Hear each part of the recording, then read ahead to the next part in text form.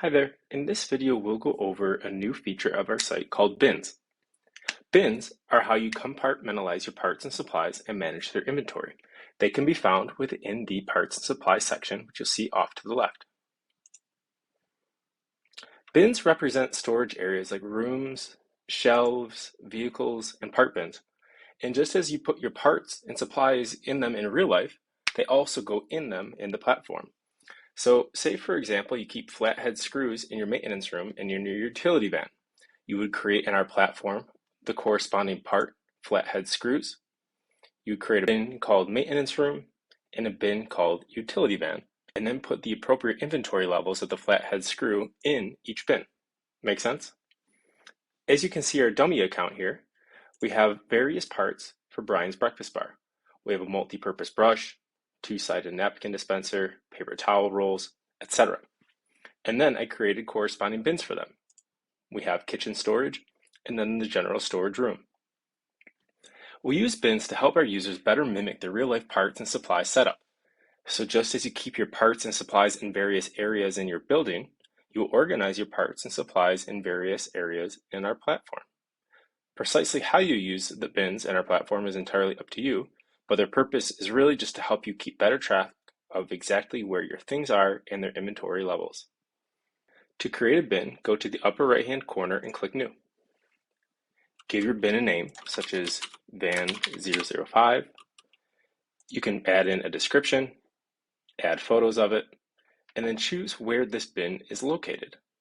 In this case, I'll just set it as Brian's breakfast bar. From here, I'll hit Save, and now it's been added to my list of bins. Now, let's say I wanted to go back into the parts section and assign plastic spray bottles to that bin, for example. I could click into the spray bottle, go to New, add the corresponding bin, in this case, the van. I would say I have 5 in the van, and my target quantity to have in there at all times is 7. You'll notice when I do this that a little warning error pops up saying I have low inventory. And then if we go back to the main parts and supplies page, you'll notice that warning sign as well on the multi-purpose brush and the salt and pepper shaker set. You'll see a yellow one for the two-sided napkin dispenser. We created these warnings to help you have a better understanding of where your inventory levels are at all times and drive you to action if necessary. The red warning, as you can see here via the hover over, indicates that overall I have low inventory. My on-hand amount is less than my target quantity. In the case of the yellow warning, you'll see that it says I have a bin or bins with low inventory.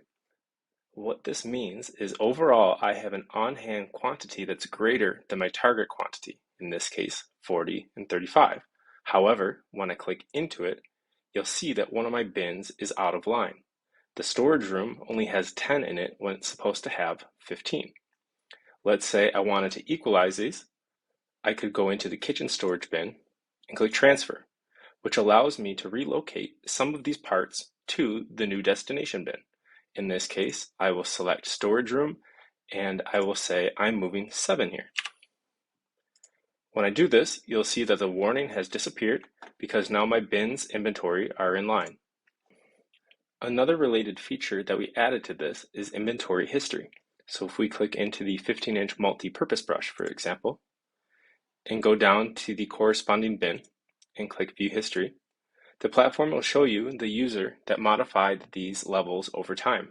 You can see that on the 9th, I changed the quantity on hand and target quantity to 0, and then changed them to 3 and 5 respectively. What this does is allows you to see all of the interactions that your team has had with inventory. So for example, if somebody were to modify the on-hand level like this, and I say, okay, now we have 1, and click Save, I'll come back down here, View History, and you can see that I updated the quantity on hand amount from 3 to 1. Additionally, you may have noticed that the last updated field now shows that this was last updated a few seconds ago. Prior, it showed that it was last updated 11 days ago. So when you're going through your inventory area, you can quickly see, okay, this team member or this user conducted inventory on this date, and you can always know that your things are being done as they should be. It's worth noting that this functionality operates the same in the grid view. Right now we're in the list view, which shows you rows and columns like you see here. In the grid view, you'll get pictures of your parts and supplies, as well as key data points like part number, on-hand quantity, and target quantity. You'll also notice the warning signs appear here as well, like you see on the utility brush. The bin grid view operates the same. Again, when you're in list view, you see rows and columns, and in grid view, you'll see pictures that you've uploaded of your bins to help you quickly identify exactly where they are. In this case, for the van, because I uploaded it while doing this video, I have not yet uploaded a photo, and I can do so by just clicking Add Photo and uploading the necessary picture. One last exciting aspect about all of this has to do with QR codes. So if I go back to the parts and supplies page, bins, and then kitchen storage, you'll see down here that I have a variety of parts in here. I have the shaker set, tablespoons, napkin dispensers, and spray bottles. When I go to Edit Bin, you'll see that there's this link to custom QR code field here.